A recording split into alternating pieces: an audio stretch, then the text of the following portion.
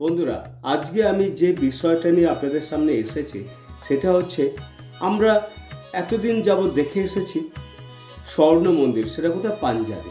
কিন্তু আপনি কি জানেন কলকাতাতে স্বর্ণ মন্দির হতে চলেছে? আর সেই স্বর্ণ মন্দির কোথাও নয়, কালীঘাটের স্বর্ণ মন্দির। কালীঘাটের মন্দিরটাকে ঢেলে সাজানো হচ্ছে এবং ঠিক হয়েছে যে এই মন্দিরের চূড়োটাকে পুরো সোনা দিয়ে মুড়ে দেওয়া হবে। আর সেই জন্য আমাদের কলকাতার মানুষেরা স্বর্ণ মন্দির দেখতে পাবে। তো বন্ধুরা, চলুন আর সময় নষ্ট না করে আমরা শুরু করি আমাদের আজকের ভিডিও, কালীঘাটের স্বর্ণ মন্দির। নমস্কার। স্বর্ণ কালীঘাট মন্দির। হ্যাঁ, কালীঘাট মন্দিরটা যদি সোনার তৈরি হতো তাহলে কেমন লাগতো? ঠিকই শুনেছেন, আমি স্বর্ণ কালীঘাটের মন্দিরের কথাই বলছি। পশ্চিমবঙ্গবাসীদের কাছে শুভ সংবাদ, আমাদের কালীঘাটের মন্দির সোনার তৈরি হচ্ছে। কোটি কোটি টাকা খরচা করে খাঁটি সোনা দিয়ে কালীঘাটের মন্দিরের চূড়ো মোড়া হচ্ছে। 50 কেজি সোনা বা তার চেয়েও বেশি সোনা দিয়ে তৈরি হবে কালী মন্দিরের চূড়া। আর এই গুরুদায়িত্ব যিনি মাথায় তুলে নিচ্ছেন তিনি আর কেউ নন, তিনি পৃথিবীর বিখ্যাত শিল্পপতি মুকেশ আম্বানি। কালীঘাট 51 সতীপীঠের এক পীঠ, যার টানে চলে আসে ভারতের বিভিন্ন জায়গা থেকে বিশিষ্ট ব্যক্তিরা। দেশ বিদেশ থেকে হাজার হাজার মানুষ ছুটে আসে এই কালী দর্শন করতে। এবার দক্ষিণেশ্বরের মতোই কালীঘাটে তৈরি হবে স্কাইওয়াক।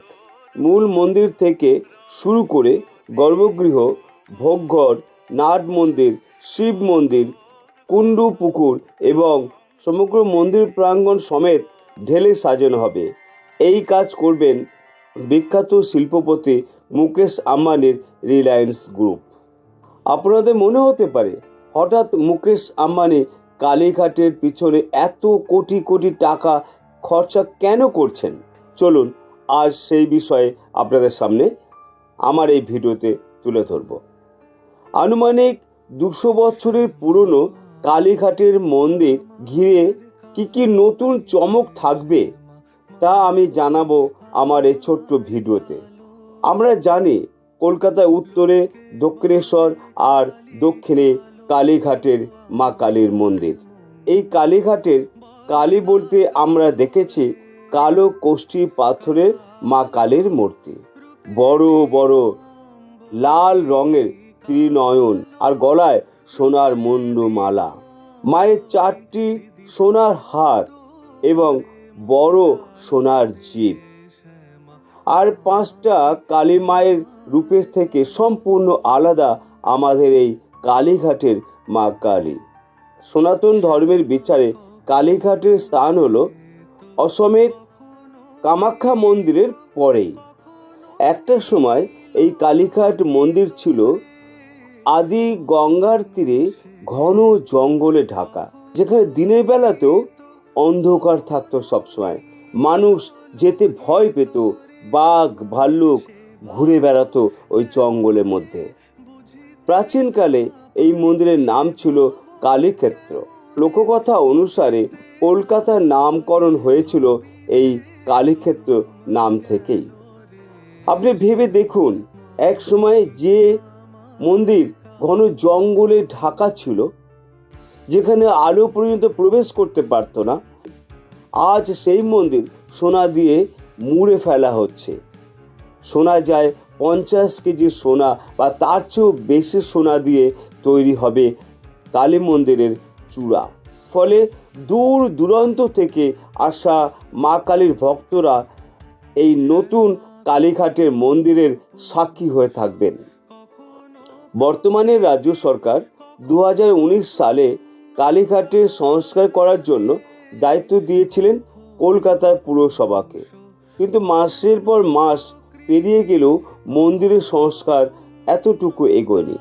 পুরসভার পক্ষ থেকে জানানো হয় করোনা পরিস্থিতির জন্য কাজে কিছুটা ব্যাঘাত ঘটেছে। শুধু তাই নয়, মন্দিরের আশেপাশে যত হকার আছে তাদেরকে উদ্ঘাট করতেও অনেকটা সময় লেগে গিয়েছিল।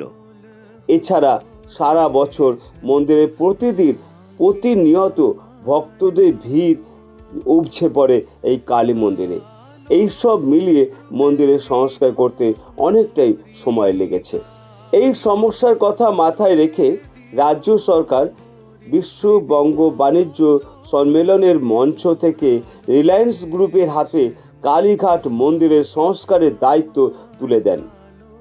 আর তারপরেই ঝড়ের গতিতে এগোতে থাকে মন্দিরের সংস্কারের কাজ।